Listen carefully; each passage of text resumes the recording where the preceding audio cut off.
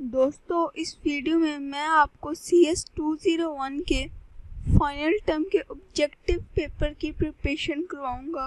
और अगर आपको किसी भी हवाले से कोई भी कंफ्यूजन हो तो आप डायरेक्ट मेरे से इंस्टाग्राम में पूछ सकते हैं। इंस्टाग्राम का लिंक मैंने वीडियो के डिस्क्रिप्शन में दिया हुआ है, और अगर आपको इसकी फाइल चाहिए तो वो भी आप मेरे से मांग सकते हैं। तो आए बिना टाइम वेस्ट किए वीडियो को स्टार्ट करते हैं। जैसा कि आप अपनी स्क्रीन में देख सकते हैं, CS201 के फाइनल टर्म की ऑब्जेक्टिव पेपर आपकी स्क्रीन में आपको नज़र आ रहा होगा। क्वेश्चन नंबर 1 इसका है, all template function must have at least dash generic data type. तो इसका आंसर 2 वाला MCQs है। इसका 2 में लिखा हुआ है 1। क्वेश्चन नंबर 2 को जानने पड़ते हैं, which of the following statement is best regarding declaration of friend function। इसका आंसर क्वेश्चन नंबर 4 वाला MCQs है।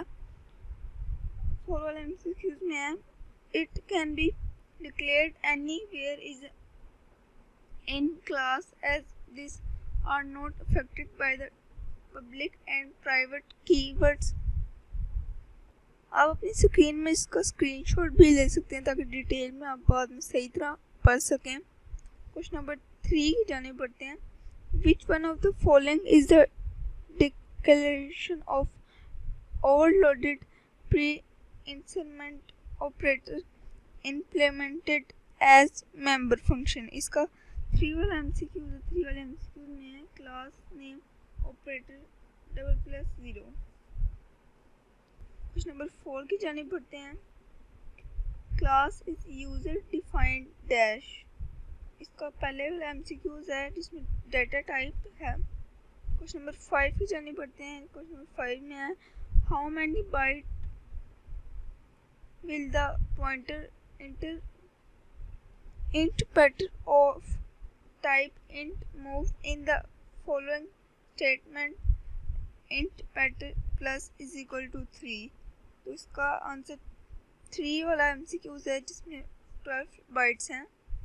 क्वेश्चन नंबर 6 की जानी पड़ते हैं, which of the following is the correct C++ syntax to allocate space dynamically for an array of 10 int। तो इसका answer तीसरा MCQs है, न्यू इंट। क्वेश्चन नंबर 7 में है, a pointer is a special variable that contain। तीसरा इसका MCQs है, memory address. Question number 8 में है, reference value type data the code is written to dash the program। पहला वाला MCQs है, implement। आगे बढ़ते हैं, operator overloading can perform through इस डैश। इसका आंसर MCQ दूसरा है, फंक्शन। क्वेश्चन नंबर 2 की जाने पड़ते हैं, when a value is referred by a normal variable when it is known as। इसका पहले वाला डायरेक्ट रेफरेंस। तो ये थी दोस्तों आज की वीडियो। उम्मीद होगी कि आपको बहुत ही अच्छी लगी होगी। CS201 के ऑब्जेक्टिव पेपर के बारे में बनाई है आज की वीडियो। उम्मीद होगी आपको बहुत ही अच्छी लगी होगी।